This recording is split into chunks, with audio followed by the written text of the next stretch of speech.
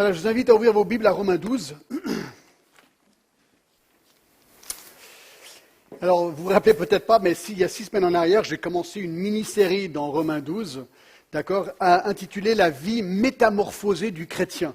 La vie métamorphosée du chrétien. Alors, je vais réviser parce que certainement, comme moi, vous avez peut-être oublié certaines des choses qui ont été dites. Alors, on va faire une sorte de révision et ensuite continuer ce message. Mais j'aimerais lire Romains 12 à partir du verset 9. Romains 12 à partir du verset 9. Paul écrit: que l'amour soit sans hypocrisie. Ayez le mal en horreur. Attachez-vous fortement au bien. Par amour fraternel, soyez pleins d'affection les uns pour les autres.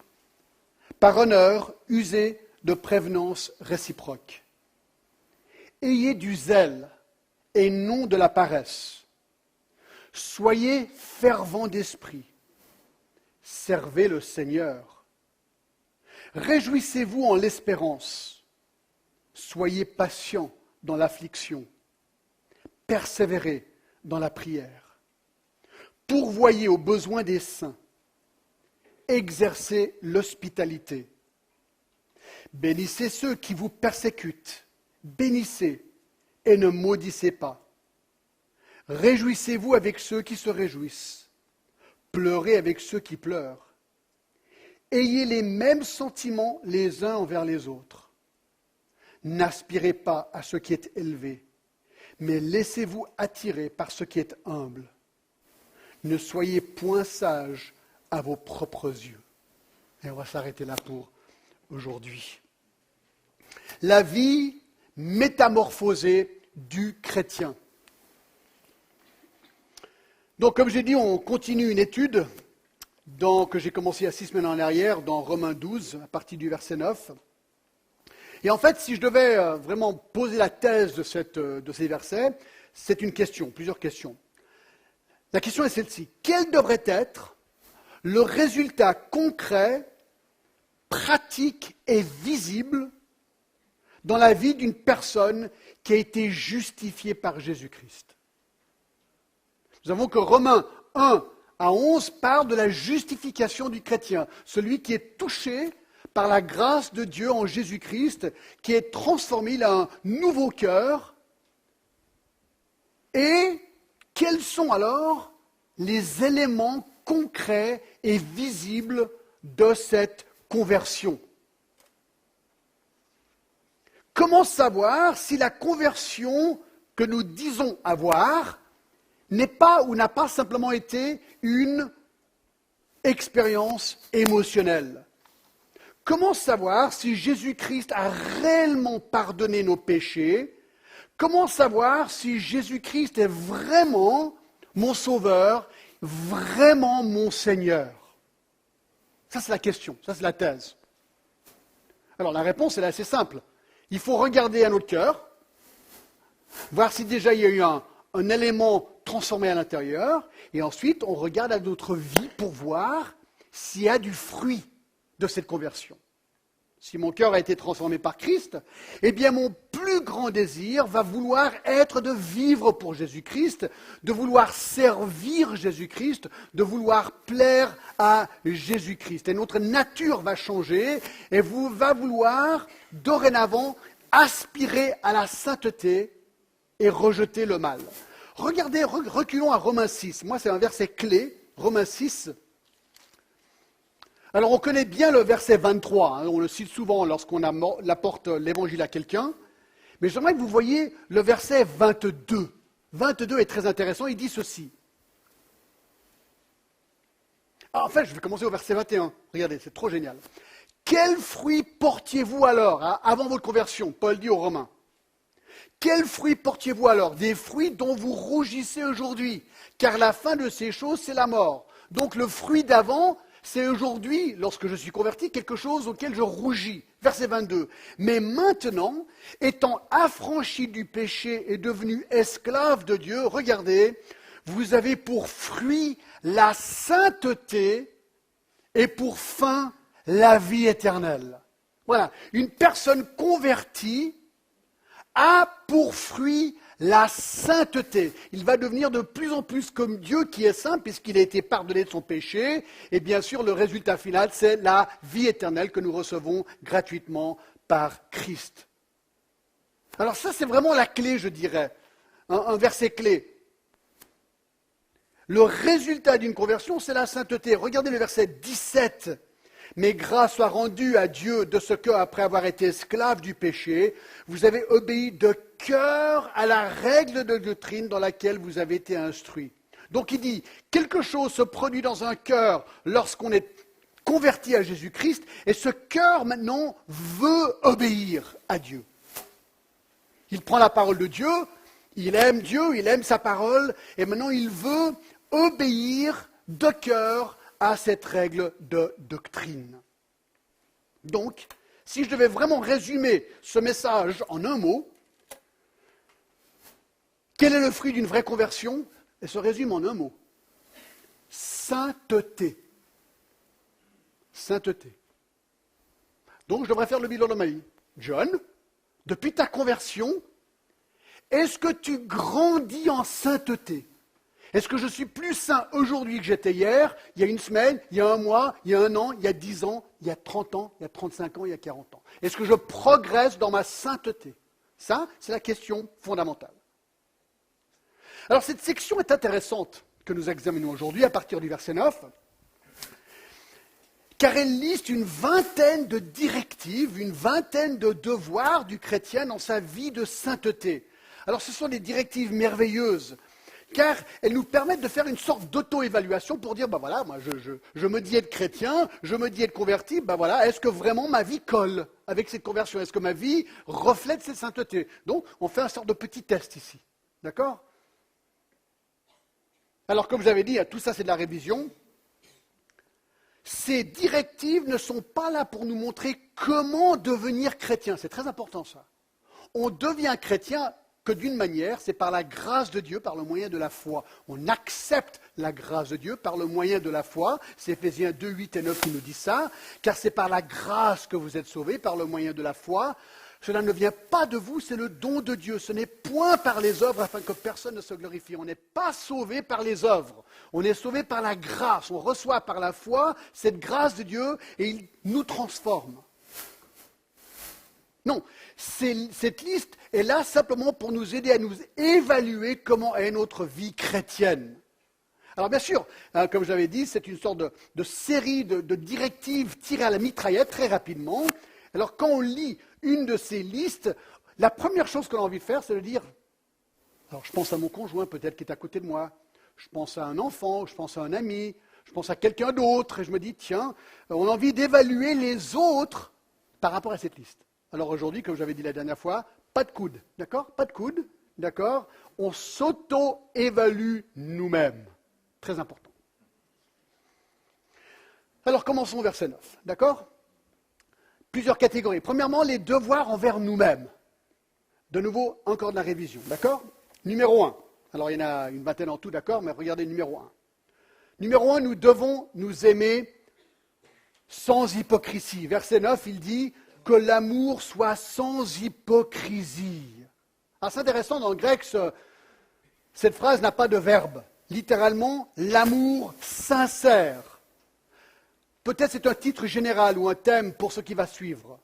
Bref, le chrétien égale l'amour. Ce verset nous rappelle que la plus grande vertu du chrétien, c'est en fait l'amour. L'amour agapé, l'amour qui sacrifie pour l'autre. Alors vous connaissez, Jean 3,16, car Dieu a tant aimé le monde, et agapé, qu'il a donné son Fils unique, afin que quiconque croit en lui ne périsse point, mais qu'il ait la vie éternelle. Tout le monde connaît ce verset. Alors, intéressant, 1 Jean 3,16 donne le renvers de la médaille, dit ceci, nous avons connu l'amour de Dieu, en ce qu'il a donné sa vie pour nous, nous aussi, nous devons donner notre vie pour les frères. Voilà, la question est, est-ce que ma vie chrétienne est caractérisée par l'amour de l'autre, par le sacrifice pour aimer l'autre? Alors ça veut dire quoi? Que l'amour soit sans hypocrisie. Alors c'est quoi l'hypocrisie? Littéralement, le mot veut dire masque. Est-ce que mon amour, c'est du faux? Est-ce que je porte un masque, d'habitude je suis, et là, tac, et j'ai le masque de l'amour, et je fais semblant d'aimer les gens, mais finalement, ce n'est pas vraiment ma nature. Je veux être aimé, mais d'aimer les autres, c'est frustrant, c'est dur, ça sacrifie, j'aime pas trop, quoi. Ça, c'est la question. Alors, on a montré un exemple. Judas, vous vous rappelez? Judas, il avait, dans Jean 12, il avait l'impression de vouloir aider les pauvres, mais finalement, qu'est-ce qu'il faisait? Il piquait dans la bourse de l'argent. Il donnait l'impression, masque, de mettre les pauvres en valeur, mais finalement, il était intéressé lui-même. Alors, chrétien, la question se pose, est-ce que ton amour, je me pose ma question à moi, parce que je dois faire l'auto-évaluation, John, est-ce que mon amour est authentique sans hypocrisie? Deux. Nous devons haïr le mal, verset 9. Ayez le mal en horreur. Horreur, comment on dit ce mot? Horreur. Il est compliqué ce mot, d'accord? Horreur. Ayez le mal, l'horreur, j'ai envie de dire moi. C'est pas ça, d'accord? Bref, vous savez ce que ça veut dire? Chrétien, est-ce que tu détestes intensément le mal? Est-ce que tu haïs le mal? Proverbe 8, 13, écoutez. La crainte de l'Éternel, c'est la haine du mal. C'est trop génial. Ben oui, puisque le Saint-Esprit vit en moi, donc Dieu m'a donné sa justice, sa sainteté, j'ai été transformé, le péché m'a été pardonné, quelque part il a été ôté, je suis remplacé par la sainteté, dorénavant, j'aime la sainteté, je hais le mal. Question, chrétien, est-ce que ta première réaction lorsque le mal frappe à ta porte, c'est... Ça devrait être notre première réaction. Quelqu'un a dit que notre seule protection contre la pratique du mal, c'est d'être choqué par le mal. Et le jour où on n'est plus choqué par le mal, c'est le jour où on est en grand danger. On est bombardé tous les jours par la télé, par les films, par les livres, par la violence, par la perversion de notre société.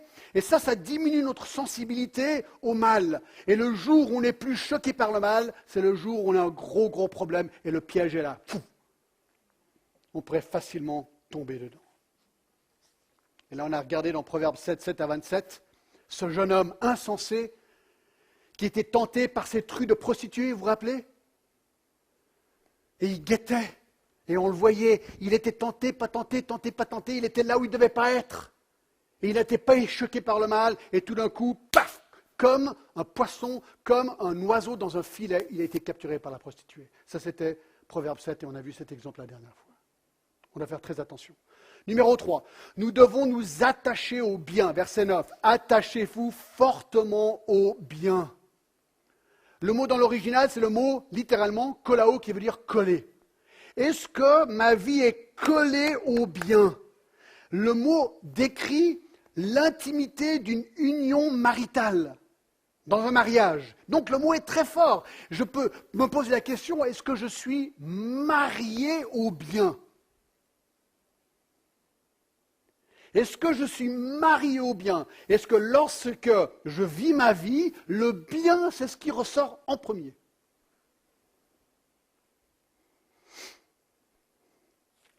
Excellent comme question.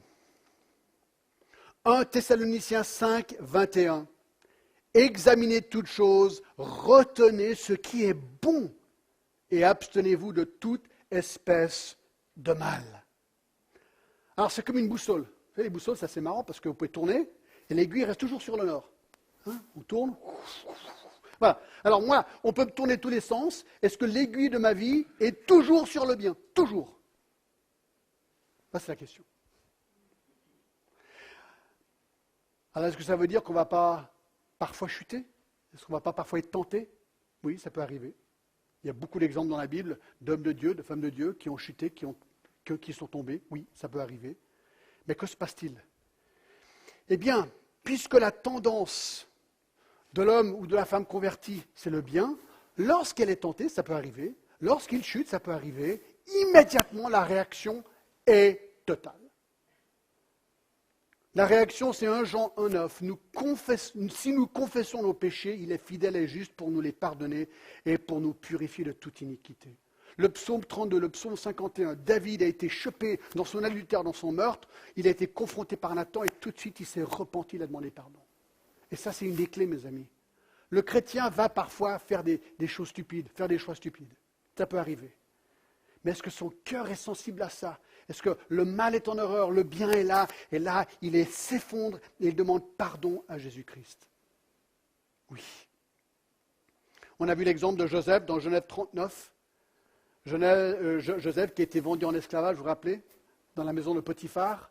Et là, un jour, il a été tenté par la femme de Potiphar. Il lui a dit, viens couche avec moi. Et sa réaction, c'était non, absolument pas. Il a couru. Il a gardé son vêtement, il est parti tout nu en fait. Mais il a fui cette tentation. Voilà l'exemple de ce troisième point. Deuxième grand volet, notre devoir envers les chrétiens. Ça, c'est un petit peu nos devoirs envers nous-mêmes. Maintenant, les devoirs envers les chrétiens. Verset 10 et numéro 4, donc c'est le quatrième devoir. On voit, nous devons être pleins d'affection les uns pour les autres. Verset 10.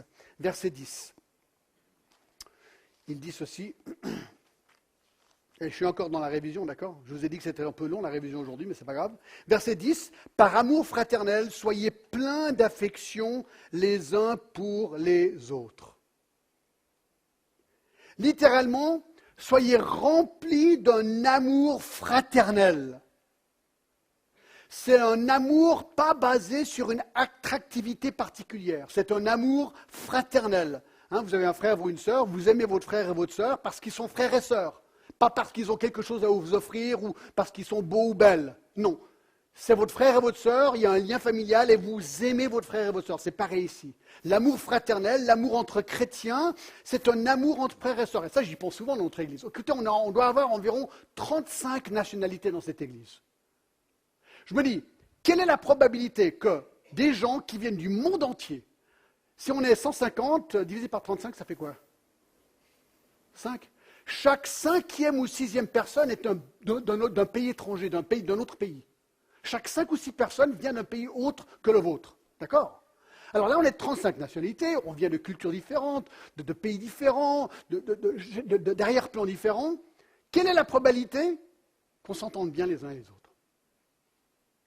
Quelle est la probabilité qu'il y a la paix, l'amour dans cette église? Je crois qu'il y a très peu de probabilités, sauf pour ce qui nous unit, Jésus-Christ. C'est Jésus-Christ qui nous unit.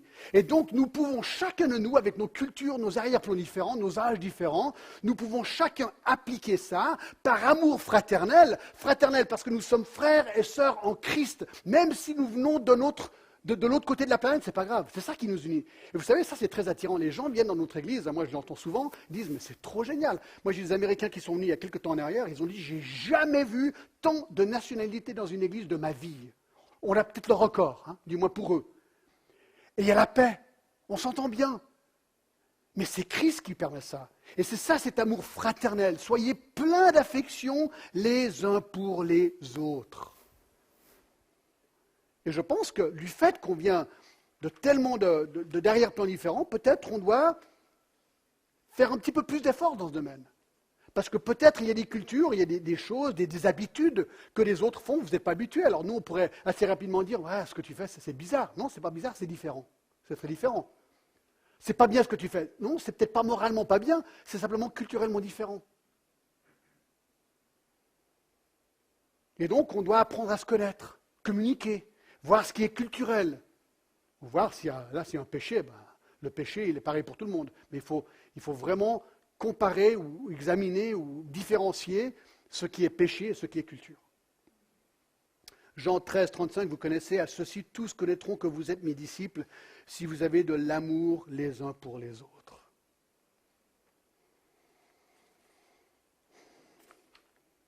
Alors il y a un exemple très beau, et c'est là où j'ai arrêté la dernière fois, l'amour de Barnabas à Paul. Vous savez que Paul était anti-chrétien, il avait vraiment persécuté beaucoup les chrétiens, et dans Acte 9, il se convertit. Et maintenant, tout le monde a peur de lui. Il pense que c'est une fausse conversion, il infiltre les chrétiens pour venir nous choper. Alors il y a Barnabas. Barnabas qui examine la vie de Paul. Il dit non, moi je crois vraiment que c'est une authentique conversion. Et c'est lui qui fait que Paul est intégré dans l'Église. Ça, c'est vraiment de l'amour fraternel. Voilà. Alors, est-ce que nous nous aimons les uns les autres? 5. Ah, maintenant on commence du nouveau matériel, d'accord? 5. Nous devons nous donner préférence dans l'honneur. Le verset dit par honneur, usez de prévenance réciproque.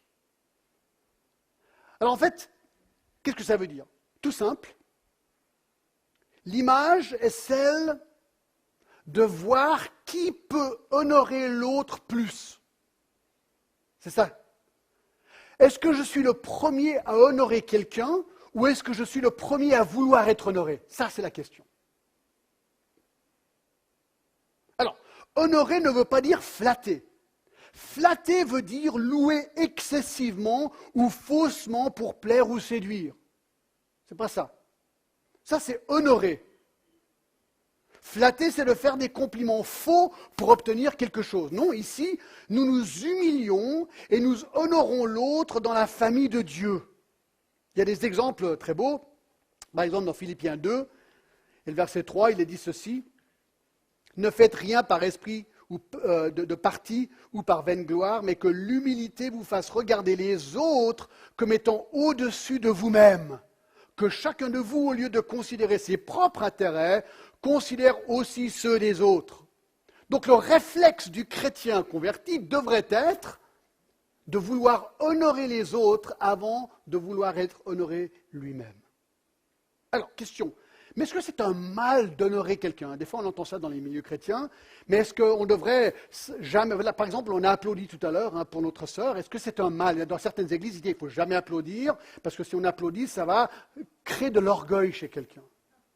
On a applaudi pour les anciens aussi. Ouh là, attention, est-ce qu'ils vont devenir orgueilleux à cause de ça? Est-ce qu'on a le droit ou pas de s'honorer mutuellement? Ou est-ce que c'est vraiment, non, on est tous à plat et on dit rien, jamais rien, et on reste toujours pareil comme ça? Alors, moi je pense que ce n'est pas un mal d'honorer quelqu'un, parce qu'il dit par honneur, user de prévenance réciproque. On doit s'honorer les uns les autres. Ce n'est pas un mal d'honorer un chrétien pour ses accomplissements, de le féliciter pour son travail, pour son service, de le remercier pour une attention, ou même de le reconnaître publiquement pour quelque chose. Non, moi je dirais le contraire. Moi je dirais, dites souvent merci aux chrétiens. Dieu nous donne des dons différents. Quand on l'applique, quand on le met au service, ça nous bénit. Remerciez cette personne de mettre en pratique son don spirituel. Ça va les encourager.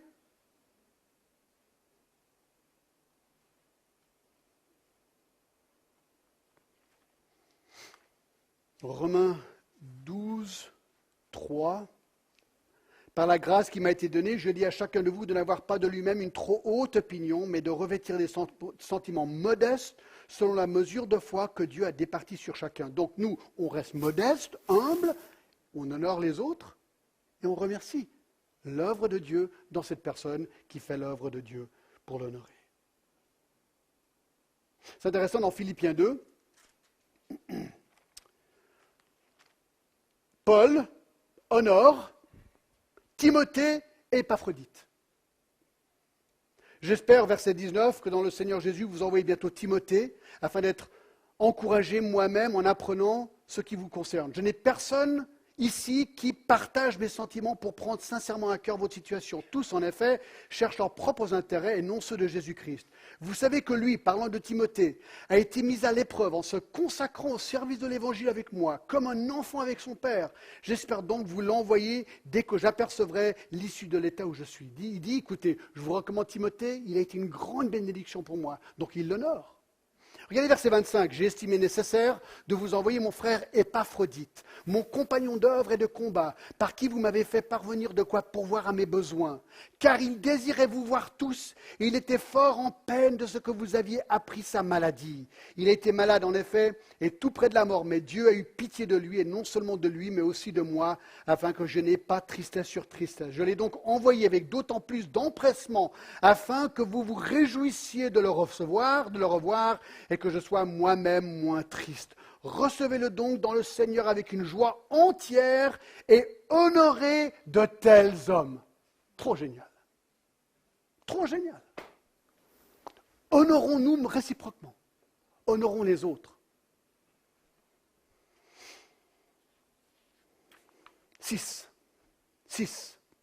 Nous ne devons pas être paresseux dans notre service. Attention, celui-là il fait un peu mal, d'accord? Regardez. On est de nouveau dans Romains 12. Romains 12 et le verset 11. Ayez du zèle et non de la paresse. Ayez du zèle et non de la paresse. Littéralement, ne soyez pas lents ou paresseux dans votre activité ou dans votre zèle. Alors, j'ai regardé dans le dictionnaire le mot paresse. C'est une définition absolument merveilleuse. Écoutez, ça c'est la définition de la paresse. Goût pour l'oisiveté. L'oisiveté. Goût pour l'oisiveté. Vous savez ce que c'est l'oisiveté? C'est d'être paresseux. Pourquoi tu as fait comme ça? Non, mais dis-moi, parce que tu avais une pensée. T'es artiste, vas-y. Ah, ouais, l'oiseau qui plane gentiment, d'accord, qui est sans effort, d'accord. Regardez, comportement, écoutez, c'est trop bien. Comportement de celui qui évite l'effort. Comportement de celui qui évite l'effort. Il y a un tas de trucs à faire et cette personne trouve toujours un moyen pour ne pas être disponible à aider. Hein? Vous connaissez? Enfin, vous avez déjà vu ce genre de... Rarement, hein, on voit ce genre de choses. Alors, c'est intéressant, n'est-ce pas, que le chrétien n'est pas paresseux. Il n'est pas paresseux. Pourquoi pas? C'est une bonne question, je me suis posé ces questions. Je vais vous lire un verset. 1 Corinthiens 10, 31. Soit donc que vous mangiez, soit que vous buviez, soit que vous fassiez quelque autre chose, faites tout pour la gloire de Dieu. Donc tout ce que le chrétien fait, c'est pour mettre en valeur Dieu qui l'a transformé. Donc on devrait se poser la question, quand les gens me regardent, est-ce qu'ils voient Dieu? Je me pose la question d'une autre manière. Si j'avais une sorte de tendance à l'oisiveté ou au comportement qui évite l'effort, si Jésus était à côté de moi, est-ce que je serais différent? Alors ce n'est pas la bonne question à vous poser parce que Jésus est en nous. Il est là. Donc est-ce que j'agis avec le regard de Dieu? Est-ce que je veux glorifier Dieu dans mon travail? Et donc est-ce que j'ai ce zèle, ce désir d'honorer, de servir le Seigneur comme cela devrait l'être? Le chrétien régénéré, il reconnaît la grâce de Dieu à son égard, il veut glorifier dans tout ce qu'il fait. Il a été créé pour travailler, pour gagner sa vie, pour le servir. Il a été créé pour travailler professionnellement, mais dans son mariage aussi, avec sa famille, il doit avoir ce même zèle, il doit être engagé, il doit être présent, il doit être là. Dans son culte personnel, dans ses disciplines de la vie chrétienne, dans son assiduité au culte, dans les réunions, etc. Bref, globalement, le chrétien n'est pas paresseux. Il est zélé. Alors, il y a un temps pour le repos. Hein. Il ne faut pas non plus être à 100%, 110%, 120% et jamais s'arrêter. Attention, Dieu s'est reposé un jour sur 7. Il ne faut pas l'oublier quand même. Dieu s'est reposé le 7e jour. Non, le repos, c'est le fruit mérité du travail. Ça, il faut bien le comprendre.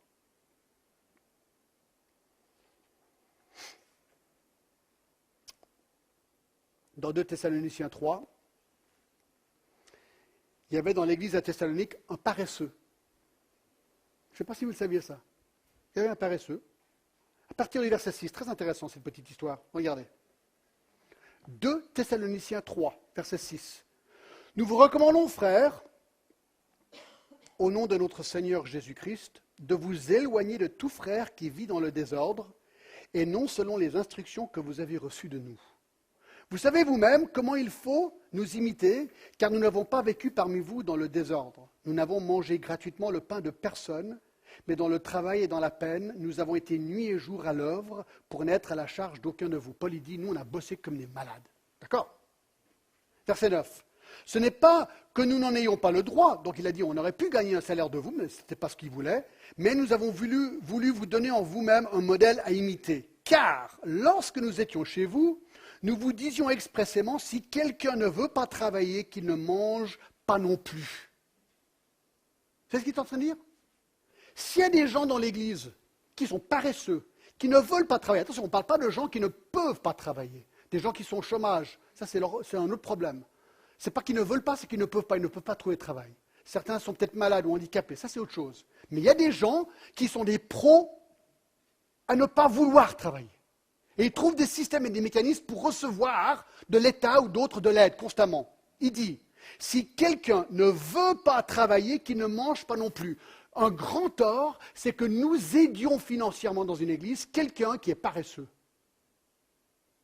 Ça, ce serait un manque d'amour de l'aider. Nous apprenons cependant qu'il y a parmi vous quelques-uns qui vivent dans le désordre, qui ne travaillent pas, mais qui s'occupent de futilité. Nous invitons ces gens-là et nous les exhortons par le Seigneur Jésus à manger de leur propre pain en travaillant paisiblement. Pour vous, frères, ne vous lassez pas de faire le bien. Et si quelqu'un n'obéit pas à ce que nous disons par cette lettre, notez-le. Vous allez voir, c'est radical. N'ayez point de relation avec lui afin qu'il éprouve de la honte. Ne le regardez pas comme un ennemi, mais avertissez-le comme un frère. Une personne paresseuse devrait même être disciplinée. Très intéressant. Donc, c'est pas rien. C'est pas rien. Le chrétien est vraiment zélé. 7. Bien sûr, on ne va pas finir aujourd'hui, je continue. 7. 7. Nous devons garder notre esprit bouillonnant. Regardez ce qu'il dit au verset 11 de Romains 12. Romains 12, 11. Ayez du zèle et non de la paresse. Soyez fervents d'esprit. Alors c'est intéressant. Ici, alors on vient de voir comment on devrait servir le Seigneur, comment on devrait travailler. D'accord ? Ici, c'est comment nous devrions le servir. L'attitude. Et le mot, c'est le mot fervent qui veut dire bouillir. Littéralement, le chrétien bouillit dans son esprit. Alors, attention, on peut bouillir à l'excès et brûler. Alors, il y a un exemple que j'ai trouvé très, très bon, c'est la locomotive à vapeur. Je ne sais pas si vous avez déjà vu une locomotive à vapeur, moi dans les westerns on les voit, d'accord? Alors, comment ça se passe? Ils mettent du charbon, d'accord? Le charbon chauffe l'eau, et l'eau fait avancer la locomotive. Juste? À peu près, c'est la pression de l'eau, d'accord? Alors maintenant, qu'est-ce qui se passe si on bouille l'eau trop? S'il n'y a pas d'échappatoire, il y a tout qui explose. D'accord? Et si on bouille trop peu l'eau, la locomotive n'avance pas. Donc il faut trouver le juste équilibre de bouillonnage, ou de bouillon. C'est juste? Non, alors aidez-moi. D'ébullition. Wow, merci Lourdes. Ah, voilà. Allez, on applaudit Lourdes pour le mot ébullition. Ouais, très très bien. D'accord. Pour l'ébullition, d'accord, il faut trouver. Si c'est trop, on éclate, et on n'est plus bon à rien. Si c'est trop peu, on n'avance pas. Donc il y a un juste équilibre lorsqu'on doit être fervent d'esprit.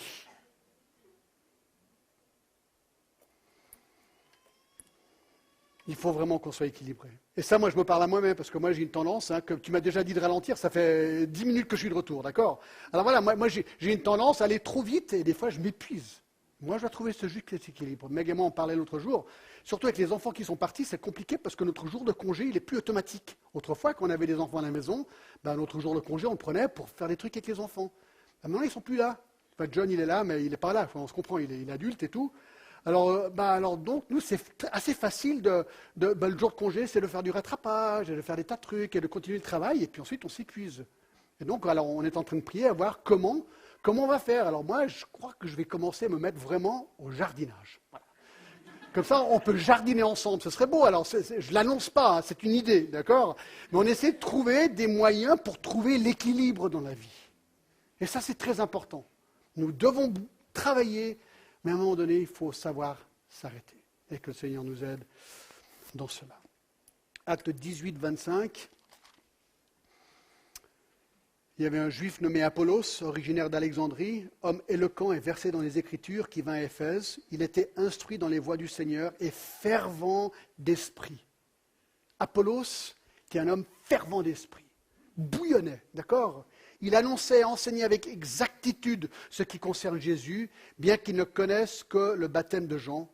Et il se mit à parler librement dans les synagogues.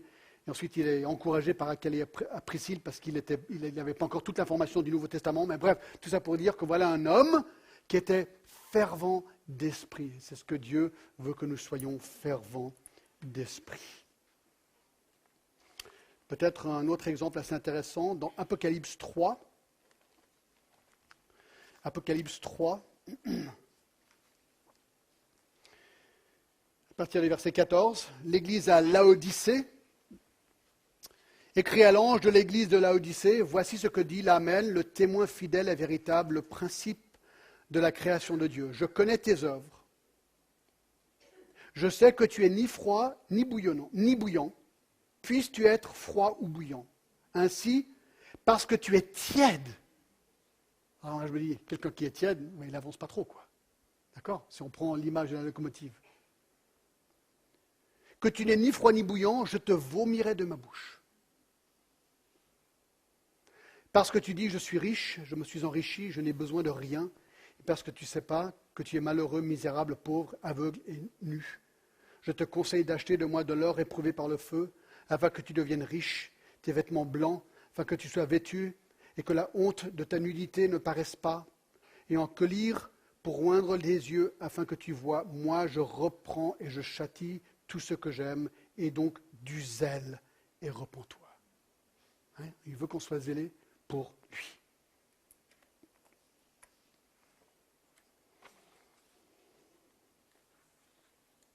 Peut-être on en fait encore un, d'accord ? Numéro 9. 8, excusez-moi, numéro 8. Ah bah oui, bien sûr que ça va vraiment bien ensemble, regardez. Romains 12, le verset 8. Excusez-moi, le verset 11. Ayez du zèle et non de la paresse.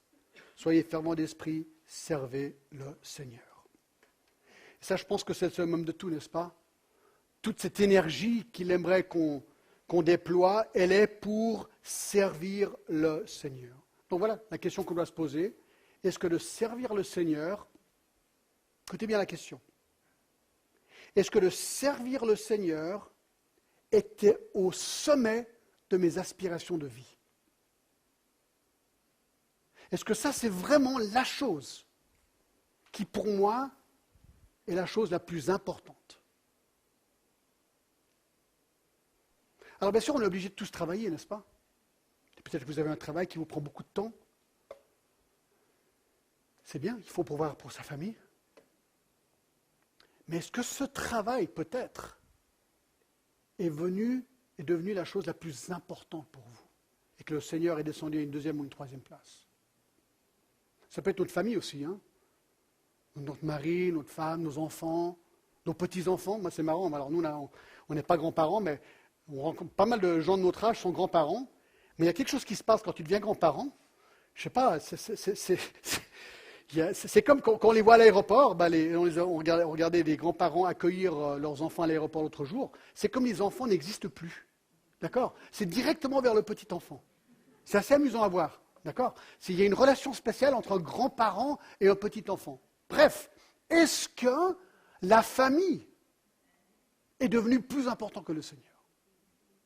Est-ce que l'argent est devenu plus important que le Seigneur ? Est-ce que nos loisirs sont devenus plus importants que le Seigneur ? Alors, c'est peut-être pas noir et blanc, mais c'est des tendances. Nous devons servir en priorité le Seigneur. Dans Romains 1.1, Paul le dit comme ceci. Paul, serviteur de Jésus-Christ. Alors je pense que vous connaissez la définition du mot serviteur, parce que MacArthur a fait tout un séminaire dessus. C'est le mot esclave. Esclave. Paul se dit, je suis esclave de Jésus-Christ. Ça veut dire quoi ? Ça veut dire que je réponds en premier à qui ? À mon maître. Et mon maître, c'est Jésus-Christ. Donc, est-ce que Jésus-Christ est vraiment la priorité absolue et totale de ma vie? Est-ce que je pourrais dire avec Paul, je suis esclave de Jésus-Christ?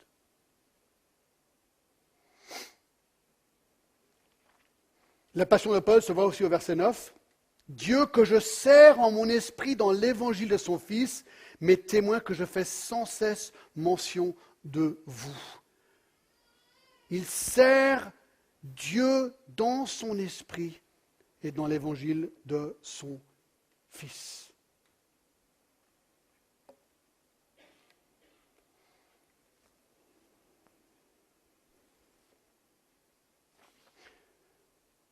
Est-ce que le Seigneur, c'est vraiment notre priorité dans la vie?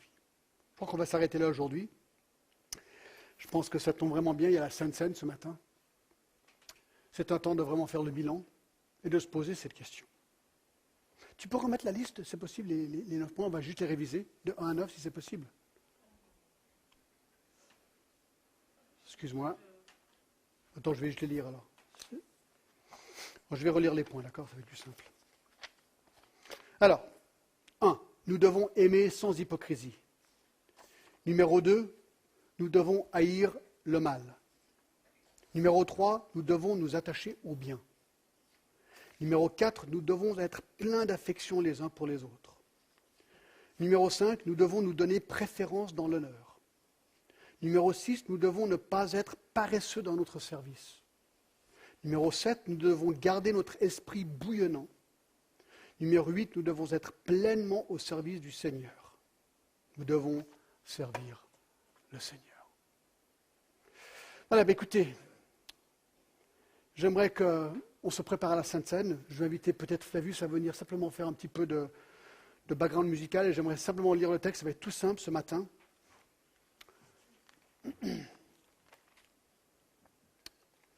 Le Seigneur, c'est un temps où nous voulons nous rappeler du sacrifice de Christ, de son œuvre sur la croix.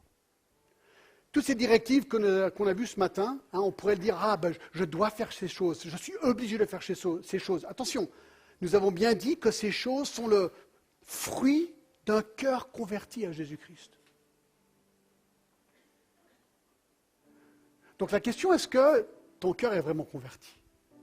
Est-ce que Christ est ton Sauveur et ton Seigneur? Si oui, eh bien, c'est bon parce que la Bible nous donne ces éléments, le pain, le vin, pour pouvoir concrètement nous rappeler du sacrifice de Christ à notre égard. Ça nous permet aussi de faire le point dans notre vie. Peut-être dans cette liste, ce matin, vous dites, aïe, John, il y a vraiment des points là. C'est pas moi, quoi. Là, je peine. Ben, écoute, ça arrive. Aucun est parfait, que Christ est parfait. On est en progrès. La Sainte Seine, c'est un moment où tu peux simplement confesser cela. Remettre ta vie devant le Seigneur. Lui avouer tes points faibles. Le remercier pour ses points forts. Peut-être il va révéler quelque chose de ta vie qui est en train de bloquer certaines choses. Remets ça devant le Seigneur à la croix.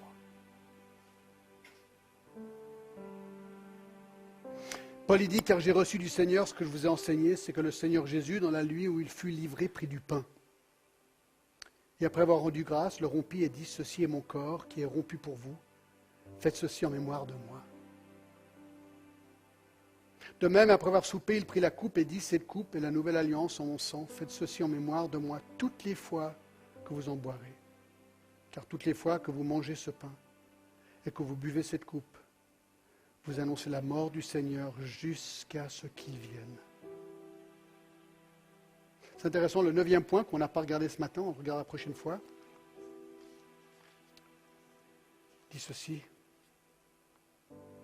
verset 12. Réjouissez-vous en l'espérance. Le chrétien vit sur terre, mais il a toujours le regard sur ce qui vient, le retour de Jésus-Christ, le ciel. Et là, Jésus dit, Paul, il explique, toutes les fois que vous mangez ce pain, que vous buvez cette coupe, vous annoncez la mort du Seigneur jusqu'à ce qu'il vienne. Alors, ça, on verra la prochaine fois. Est-ce que tu crois, chrétien, qu'il va revenir un jour? Est-ce que tu es prêt? Est-ce que tu es prêt?